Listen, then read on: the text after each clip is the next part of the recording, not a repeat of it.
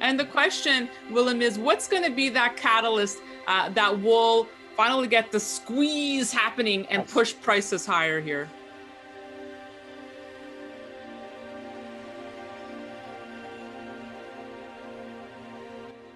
Well, I've been an investor in silver since 2002 myself.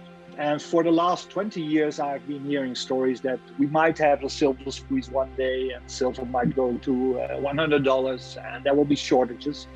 And I think we came very close in 2010, 2015, 2010, 2011, when silver jumped from $10 to $50. And I was very active during that move myself. And then I lost a lot of money May 1st, 2011, because there was a raid on silver. During the very quiet Asian hours, trading hours, they pushed silver down very hard, very aggressive. And I think it's done by selling silver on paper through the futures market. And we know this has been ongoing for some decades, also with platinum and palladium and also with gold.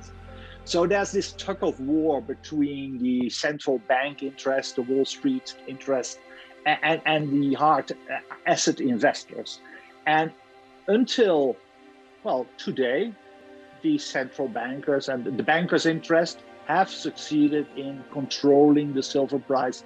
But now we've seen this huge movement, a grassroots movement, which started out of nowhere early February this year, in which many people, and especially from the younger generations, all started to buy some physical silver. And this really has caused quite a bit of stress within the silver bullion market.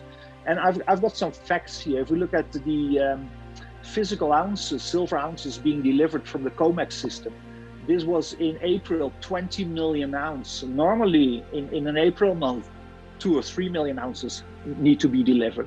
Now we hear of the stress from Australia, because there's quite a bit of silver being sold in unallocated pool accounts. And I think even in North America, in Kitco, all these suppliers, they sold a lot of silver unallocated, which means that you have this exposure to silver, but you don't pay any storage fees, so you're not sure if the silver is really there.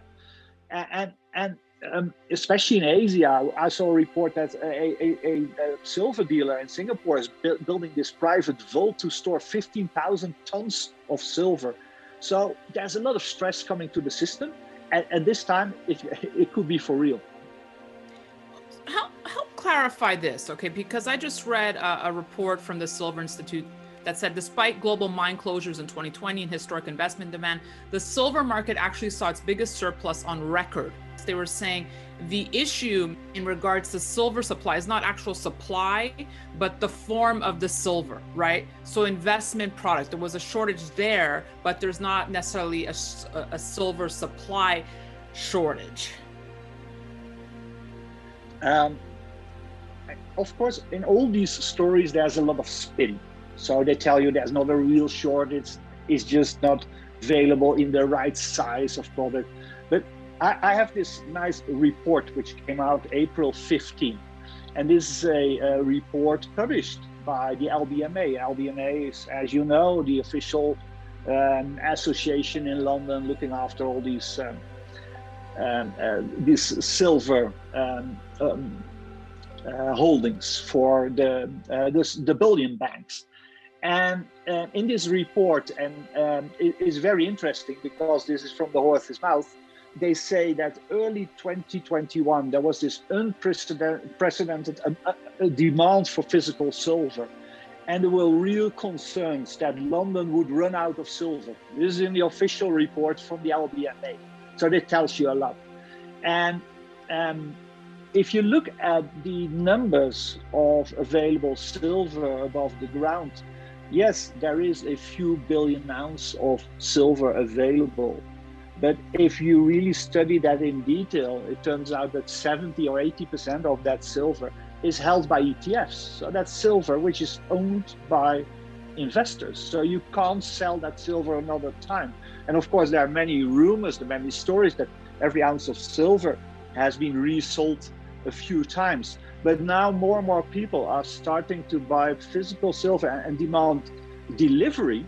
And that's what happens now, like the 20 million ounces being delivered from the COMEX vaults just in the last few weeks. Then you get real stress in the system. And maybe we touched upon this in our previous talk, but there's a great example from a few years ago. We had a similar situation with palladium. So there was a huge overhang of some paper shortage in palladium.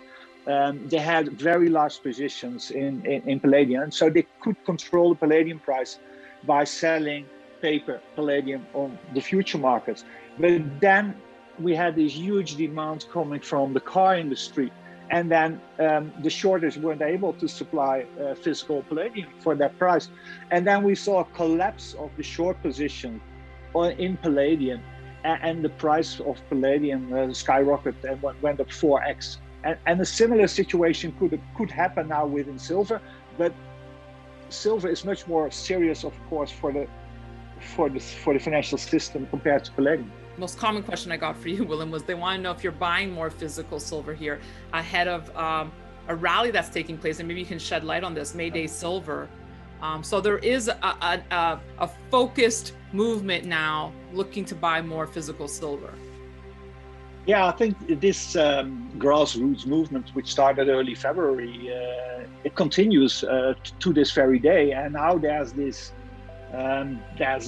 call for buying more physical silver around May 1st, which is 10 years after the May 1st, 2011 massacre.